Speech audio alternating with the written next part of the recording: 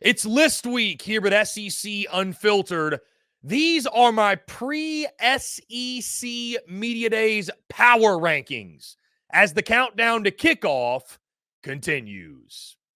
Hello, everyone. I'm Chris Phillips of SEC Unfiltered. Appreciate each and every single one of you tuning in. Make sure you like, subscribe, turn notifications. Check us out via podcast, wherever you get your podcast. You can also find us across all social media platforms, as well as our website, secunfiltered.com. We're brought to you by our friends over at MyBookie. Guys, go to mybookie.ag. Use promo code SECU at sign up to receive a special welcome offer on your first deposit. Again, that's our friends over at MyBookie. Promo code SECU to get your special welcome offer today. The unofficial kickoff to the 2024 college football season will take place next week in Dallas, Texas, as SEC Media Days get underway. These are my pre-SEC Media Days power rankings as we continue to count down till toe meets leather on this season. And guys, without further ado, we'll go ahead, get this list pulled up, and we will start at number 16. A familiar face, a team that did not leave 16 all season last year, the Vanderbilt Commodores. And the optimism in Nashville, well, it's at an all-time low, as you can imagine. The pressure is on Clark Lee. You look at the schedule, not too many wins. You know, Vanderbilt did some okay things in the transfer portal over this past summer, throughout the spring, what have you. Diego Pavia at the quarterback position, the guy that I'm really, really excited to watch play this year. But there's really no reason, guys, to spend a lot of time on this one. I mean, Vandy, the roster, and this is what this is based off, by the way. When you talk power rankings, we're looking at rosters. We're looking at these overall programs, where they stand. And these are all, of course, in my opinion. But Vandy right now, it's tough sledding. It really is. There's a reason the outlook isn't very high. Clark Lee needs to overachieve, needs to press the right buttons, because outside of Diego Pavia, Cedric Alexander at running back, there's not a whole lot to point to and be excited about. So Vanderbilt at number 16. The biggest question, I think, in these power rankings will be, do we see Vandy come out of this 16 spot at any point this season? I think maybe that alone would be a win for Clark Lee. At number 15, I've got Jeff Lebby's Mississippi State Bulldogs. Just a lot of unknowns here, guys. You got a first-time head coach in Jeff Lebby. I think there's some talent there on the offensive side with Blake Shapen, a guy at quarterback that, you know, I've been kind of surprised. I mean, this is a dude that was all Big 12 at one point and really hasn't gotten a whole lot of love or a whole lot of hype. I know there's a lot of other moving pieces. There's a lot of pieces Mississippi State has to replace. I love Kelly Akari on the offensive side at the wide receiver spot. Defensively, I think is where it gets really, really, really dicey. Coleman Hutzler, first-time defensive coordinator. Again, they got a lot of new pieces there. They're probably going to be fun to watch and are going to score some points, but can they stop anybody this season? That's going to be the big question. Mississippi State, a lot of unknowns, first-time head coach. I've got them slotted at number 15. Number 14, I've got the South Carolina Gamecocks. There's reasons for optimism here, right? You got Lenora Sellers at the quarterback position. I think he's going to be much more of a dual threat player, certainly going to run the football. I'm excited to see how they open up the offense for him. But you look at the offensive side, there's as many things as you can be excited about with South Carolina. There are questions and there are concerns to go with it, right? Is the offensive line going to be better? Who steps up at the wide receiver position? Who are the playmakers on the offensive side? I think this is a team that's lacking a lot of star power right now. Defensively, you look at the talent in the secondary. They should be a lot better, but it was the same guys last year, right? So can you trust Clayton White and the defense, right? You know you got talent with Jalon Kilgore, Nick Emanwari, DQ Smith back there at the safety spot. You should be okay at cornerback. Front seven was revamped, right? In the transfer portal, you're much more athletic now with guys coming from different ACC schools. You got Boogie Huntley and Tonka Hemingway in the middle there. Debo Williams at linebacker, who's a really underrated player. But as a whole for South Carolina, again, all those things I mentioned, things to be optimistic about. There are just so many unknowns. And when you've got questionable offensive line play, questionable line of scrimmage play, and a brand new quarterback, no matter how much talent he has, that's not typically a recipe for great success. And you've got Shane Beamer coming into a fourth year, pivotal year for him. So all those unknowns, all those uncertainties, again, I think there's some upside there, but right now that's why South Carolina is at that 14 spot for me. At number 13, I got the Arkansas Razorbacks. Now, there's going to be a lot of people, at least in Columbia, who are upset. Why is Arkansas ahead of South Carolina? Listen, I don't think Arkansas is going to be necessarily world beaters, but I think there are things to like here when it comes to Arkansas. Nobody in the conference returns more receiving yards, or damn near more receiving yards than Arkansas. I think them and A&M are right there at the top. Andrew Armstrong is going to be a really, really nice piece for them. Taylen Green, guys, I mean, he's a new quarterback, but this is a dude that at one point was the Mountain West Freshman of the Year, right? I love what they did last year on the defensive side, the improvements they made there as well. I think Arkansas could be better than folks are expecting. The schedule's a gauntlet. The home slate is insane. But I think if Arkansas can build some early momentum, I think there's actually things there to like about Arkansas. And by the way, Bobby Petrino is calling the shots on the offensive side. So it could be a lot of fireworks, could be a lot of fun. Not saying they're going to be world beaters, but I think Arkansas has got more pieces than people realize. I'll say that. And number 12, I got the Auburn Tigers. Auburn would be higher for me if their quarterback was not named Peyton Thorne. And we're going to be doing quarterback rankings, by the way, this week as well. So I don't mean to spoil anything, but if their quarterback was someone not Peyton Thorne, I'd have a lot more faith and belief in this football team and what they can be. And admittedly, they'd be higher in my power rankings. But right now, they're number 12. Again, the way they upgraded this roster, especially at the skill position, I don't know if there's a team in the SEC who upgraded more at the skill positions. But guys like Cam Coleman, you got the Penn State transfer as well. I think defensively, they're going to be really stout there. Yet again, I think in the secondary, they're going to be really good. They're starting to build that depth in the line of scrimmage that you need. It all, to me, comes down to the quarterback play. It comes down to Peyton Thorne. What is he going to be? Jarquez Hunter is one of the best, if not the best, running back in the SEC. Auburn is one of those boomer bust teams, admittedly, right? They're one of those boomer bust teams that you look at and say, hey, this team could win 8 or 9 games. This team could also go 6-6 again. And now here's a key. Hugh Freeze is taking over the play calling. What does that look like? Is he able to tap into Peyton Thorne and get the best out of him? Or do we see the same old we saw from a season ago? Peyton Thorne, I think, really controls, guys, the ceiling of Auburn this year. And so right now, for me, 12 might feel a little low, but I got to see a little more before I bump them up any higher. At number 11, I got the Florida Gators. Now, some folks are going to look at this and scoff. Why is Florida so high? Florida may go 4-8 this year. They might go 5-7. But their schedule is such, guys, where there's a lot of teams in the SEC, if they had that schedule, they'd go 4-8 or 5-7. I think Florida's a much better team they're probably getting credit for. The schedule is relentless. The schedule's ruthless. But Florida's actually a quality football team. Like, you start at the quarterback position. I don't think we've ever been more wrong on a player than most of us were on Graham Mertz last year. I mean, I had him near the bottom. I had him actually at the bottom, I'll admit, of my quarterback rankings going into the season last year. And I had to quickly correct those and re-release a list at the halfway point because that was such an egregious swing and miss. So it starts there with Graham Mertz, one of the most underrated. I know he's a big check down guy. He takes what the defense gives him. You're really going to blame him for that? He takes what the defense gives him. I'd like to see him take more shots, but you got a guy in Graham Mertz. It's a great place to start. You've got Montrell Johnson, who I think could be a solid RB1 in this league.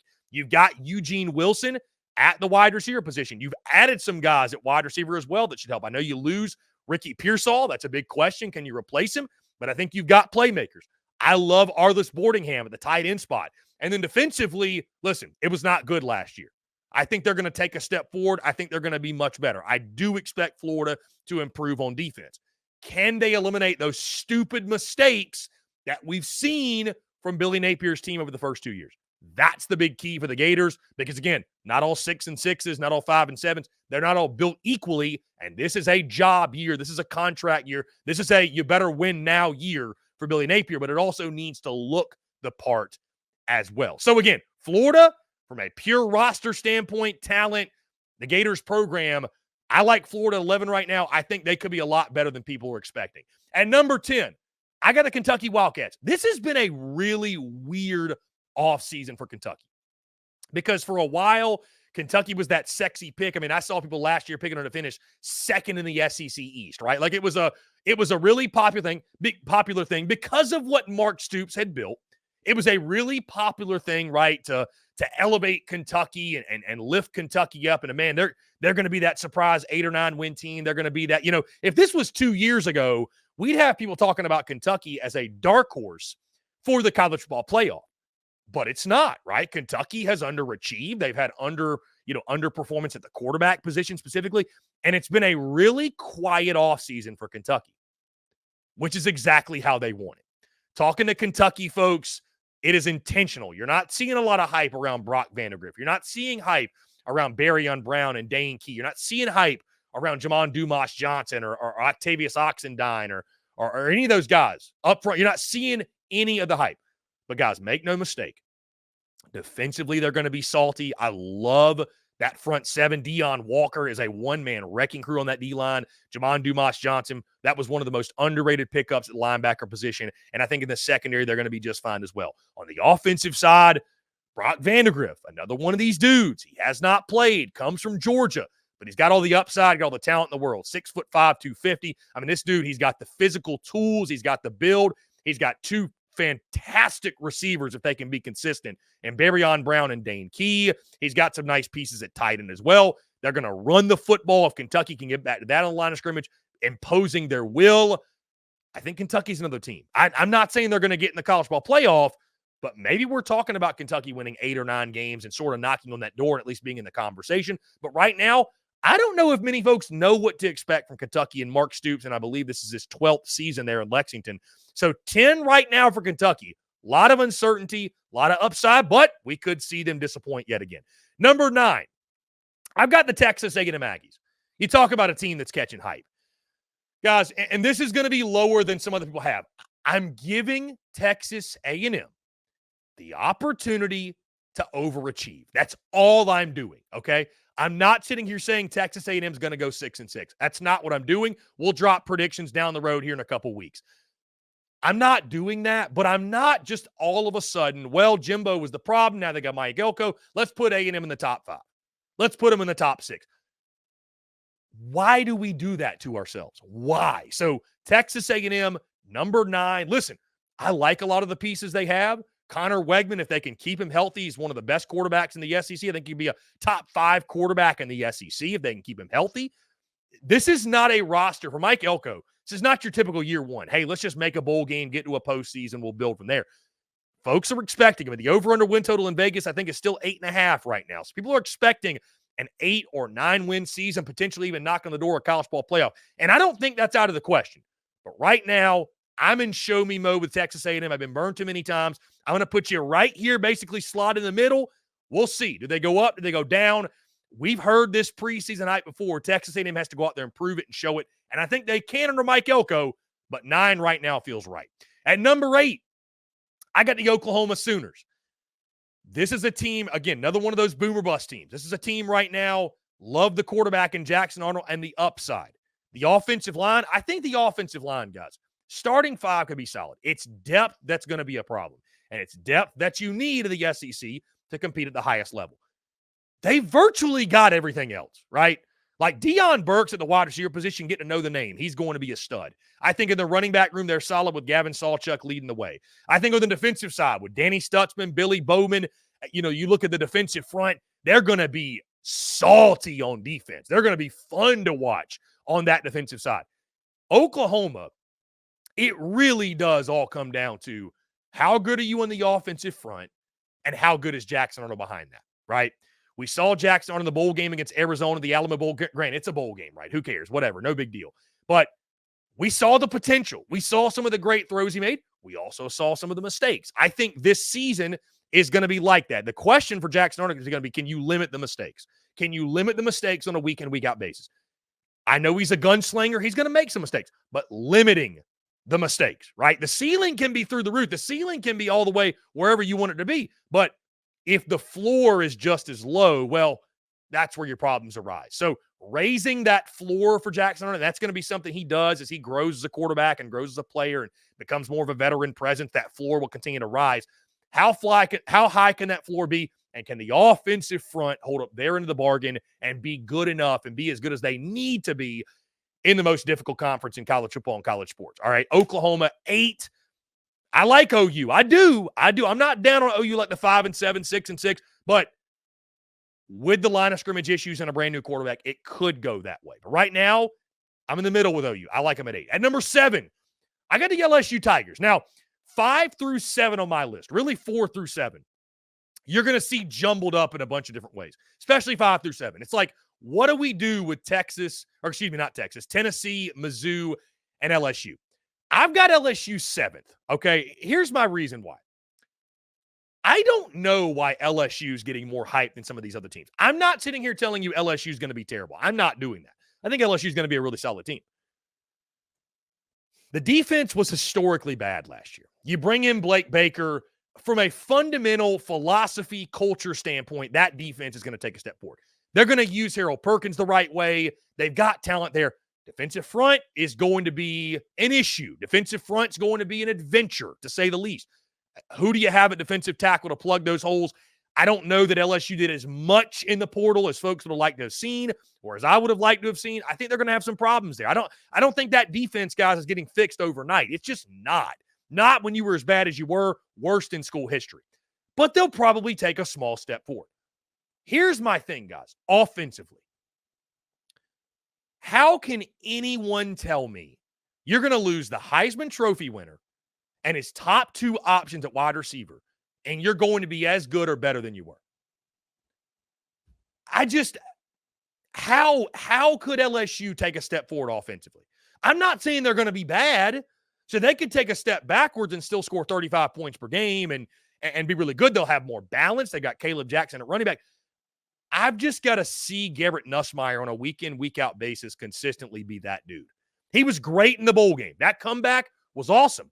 But we've also seen bad Garrett Nussmeier at times. He's a quarterback that I'm not 100% sold on. I don't think it's 100% guarantee that he is going. He's not going to be Jaden Daniels. He doesn't need to be Jaden Daniels. But is he going to be what the LSU offense needs on a week-in, week-out basis? Like, I got my questions with LSU, man. I've got my questions with LSU. I think there's less knowns right now, and there's less things I feel comfortable about as, say, the 3 teams that are ahead of them. So LSU, still think they could be very good, but right now for me, where I'm at with LSU, I've got them 7 in my power rankings. At number 6, I got the Missouri Tigers. One of the reasons you're at 6, you lose Blake Baker to LSU.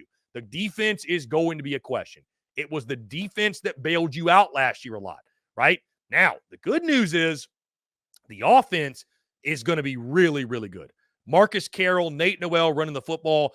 Are they going to be able to – I don't think one of those guys replaces Cody Schrader, but maybe that 2-headed monster will. Maybe you lead the SEC in rushing. Maybe you surpass what Cody did individually last year. Cody Schrader was a phenomenal player. He was incredible. Brady Cook, warrior. Winner. Love him at the quarterback position. Biggest thing with Brady Cook, needs weapons around him. Good news is he's got them. Luther Burden is the best wide receiver. For my money's worth, he's the best returning wide receiver in the SEC. He's maybe the best playmaker returning in the SEC. I think Theo Weiss, wide receiver 2, I think Theo Weiss is a guy who's very underrated. That does not get talked about enough. His impact on games he can do. Could Mizzou have a pair of 1,000-yard receivers? I doubt it, just because they're going to run the ball still, but Theo Weiss is that type of ball player. And then again, you got the trigger man in Brady Cook, who is just a flat-out warrior. He's not flashy. He's not going to lead the conference in passing. He's not going to do anything that wows you, but you saw him last year. He's going to will his team to victory. My questions come on the defensive side. I like their offensive line. You had Caden Green from Oklahoma. That was a big pickup. I think Mizzou is going to be really stout on the O-line yet again. So offensively, they're going to be fine. Schedule also sets up really nicely for them. Defensively, what do we get out of the defense? We lost a lot on defense. I mean, a ton of production on defense. If they've got to win a game with their defense, because it's very rarely is your offense going to be able to bail you out. I mean, look at LSU last year. Your defense is going to have to step up at some point. Does Missouri have the defense to do that?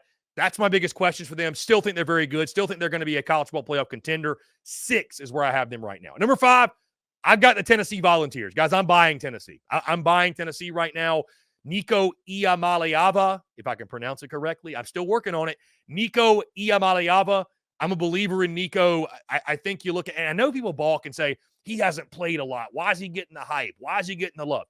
Listen, he has not played a lot. I totally get that. But let's take the bowl game first.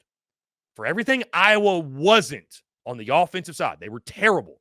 That was one of the best defenses in college football last year, and Nico diced them up. I mean, he diced them up. every which way you could. On the ground, throwing the football. Also, guys, yes, the pedigree, the rankings, the film, he was a 5-star for a reason. This dude has all the physical tools. He's a physical specimen. Again, he ran for 3 touchdowns in that bowl game. He made some throws, some difficult sideline throws on the run, fit it in tight windows. Also, he's in a great system, guys. He's in a great system. People looked at last year like, oh my God, Joe Milton, this, that. I look at it like, wow. Josh Heupel is a wizard for getting out of Joe Milton what he got out of him. I mean, that really speaks to that system and how good that system is. I think Nico's a lot more Hendon Hooker than he is Joe Milton. That seems to be the comparison everybody wants to make this offseason. And oh, by the way, got weapons all around. He's got a great stable of running backs. The wide receiver position, the kid from Tulane, Chris Brazel, I think is going to be an immediate impact player. Brew McCoy's back in the fold. Squirrel White is there. Dylan Sampson's running the football. I mean, again, pick your poison, right? And then defensively, you've got arguably the best defensive player in college football in James Pierce Jr. You've got the front seven as a whole, I think, we could be saying maybe it's not the best, but maybe it's the second best front seven in the SEC. Secondary's the question, like many other teams in the SEC. Secondary the question, but I like this Tennessee team a lot. I think they've got the dude under center to get it done. I think Tennessee's right there squarely. They're right in the thick of it, right in the middle of it, of chasing down double-digit wins, chasing down a college football playoff appearance. All right, top 4. At number 4, I've got the Alabama Crimson Tide. And some will maybe question, and some I think are maybe still hesitant on Bama to put them up this high. Guys, Bama's going to have to prove to me they're middle of the pack before I put them middle of the pack.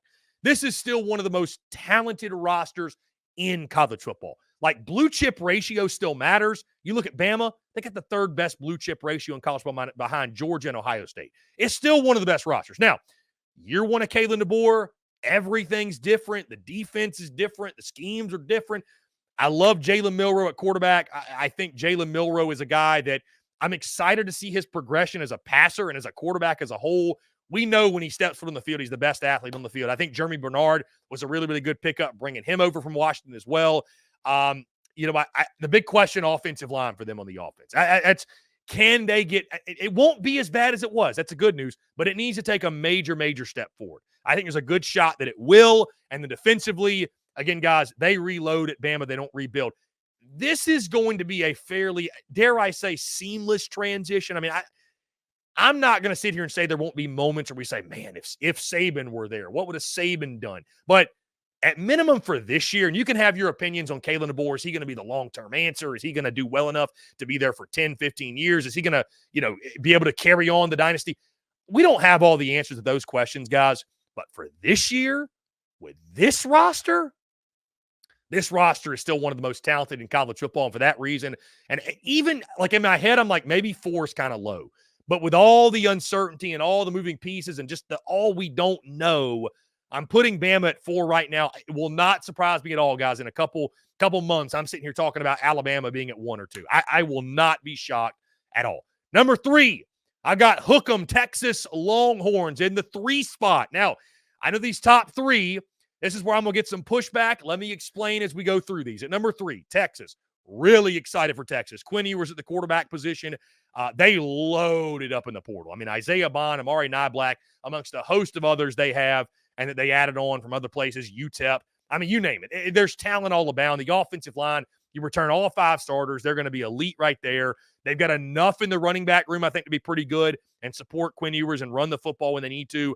Defensively, questions on the defensive front. You lose those 2 guys up front that were elite ball players. Are you going to be as good there? You can still be really good, but are you going to be as good there? And then linebacker. And then secondary is the big question. Secondary is Texas's number 1 question. And then, guys, just the jump into the SEC. I think Texas is going to handle it fine. But there is something to be said about, you look at Texas last year. They beat Bama. Then they go out and kind of sleepwalk against Wyoming. Then they have Kansas State, Iowa State. They're escaping the jaws of defeat there.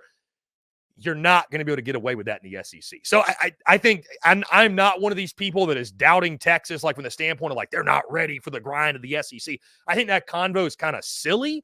But when it comes to the upper echelons, the elites of the elites, I think Texas still very good. I also need to see Quinn Ewers go out and win a ball game. Go out and, like, put the game on his shoulders. I mean, we saw Bama last year, Bryant-Denny Stadium. He was fantastic. But I need to see that more from Quinn Ewers. I need to see more of that from Quinn Ewers. Step up, be that guy, be the dude we all believe that he is. At number 2, now, this is where there's going to be disagreement, and I went back and forth on this for sure. But if I'm looking purely at the rosters, guys, I'm taking away what has this coach done? Like, what is this? What I'm taking away the logos, the preconceived notions of the logos. Guys, this Ole Miss team is an all-star team. I mean, this is a superstar team. And what Lane Kiffin did in the portal king from now until end of eternity, friends. And this is adding all that talent to a team that won 11 games last year. Like this, it's not like we're building from the ground up here. We're talking Ole Miss. So I look at this Rebels team. You know, you got Jackson Dart at quarterback. I think he's going to be one of the best in all of college football. The embarrassment of riches you have on the offensive side is crazy, right? Caden Priest scoring at the tight end spot. Trey Harris at receiver, which, by the way, Jackson Dart to Trey Harris, that could be the most dynamic wide receiver, quarterback to wide receiver connection in the SEC. You add Juice Wells from South Carolina, who was hurt all last year. But if he's healthy, guys, I mean, that's another number 1 wideout, right? You got other guys as well at wide receiver. You know, the running back position, I think, is the question there. You lose Quinshon Judkins, but I think Ulysses Bentley can carry the load. You added tons of other guys in the portal. I mean, guys, it's like a CVS receipt looking at all these dudes that Ole Miss added in the transfer portal. It's crazy. And then defensively, you had Walter Nolan. Oh, excuse me. Go back to offense. You added guys up front, Parker Brailsford. Actually, see, that's Bama. You added guys from that Washington offensive line, I should say, right? You added those guys from the Joe Moore Award-winning offensive line. So you needed to beef up in the trenches, get better. You did it, getting those guys from Washington. Then defensively, you had Walter Nolan from Texas A&M. You had Pooh Paul Jr. from Arkansas. You had Princely Oman from Florida. I mean, you had Trey Amos from Alabama. Like, this team is as complete as any. Okay, so we're talking about pure overall talent, what they were last year, what they've added to this roster. Guys, I'm buying all in on Ole Miss. If this team wins less than double-digit games, it will be one of the biggest disappointments. It will be one of the grandest failures in college ball history because this is a superstar team. Okay, this is like what they do in the NBA, like these super teams. This is a super team. That's exactly what this is. Ole Miss at number 2 for me. And at number 1, guys, as much as things may change, 12-team college football playoff, Texas and Oklahoma in the league, as much as things may change, the more they stay the same. The Georgia Bulldogs, for me, the number 1 team in the SEC, in my power rankings, going into media days, and spoiler, going into the college ball season. Georgia's going to be in this one spot. I know you lose Brock Bowers, Ladd McConkey in the offensive side, but the way Kirby Smart has built up this thing, guys, where it's truly a reload, not rebuild. You got Carson Beck back at quarterback, who I think is, I don't know why he's so disrespected. I get he's got a great team around him.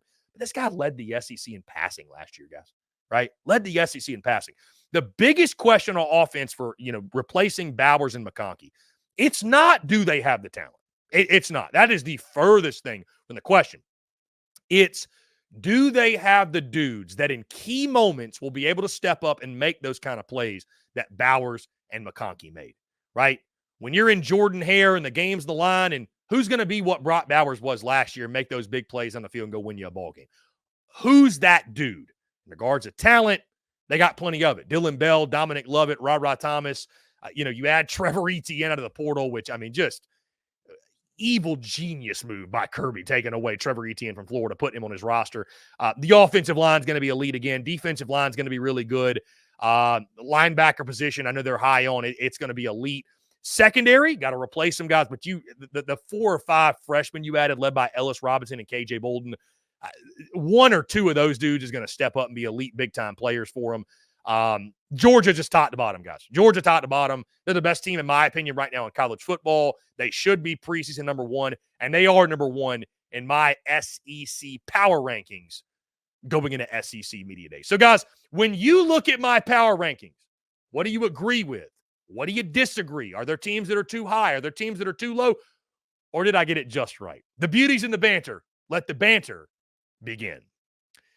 Guys, it's going to do off me. Appreciate each and every single one of you tuning in. Again, make sure you like, subscribe, turn notifications. Check us out via podcast, wherever you get your podcast. You can also find us across all social media platforms, as well as our website, SECUnfiltered.com. Until next time, guys, I'm Chris Phillips of SEC Unfiltered. Appreciate each and every single one of you tuning in, and we'll catch you on the other side.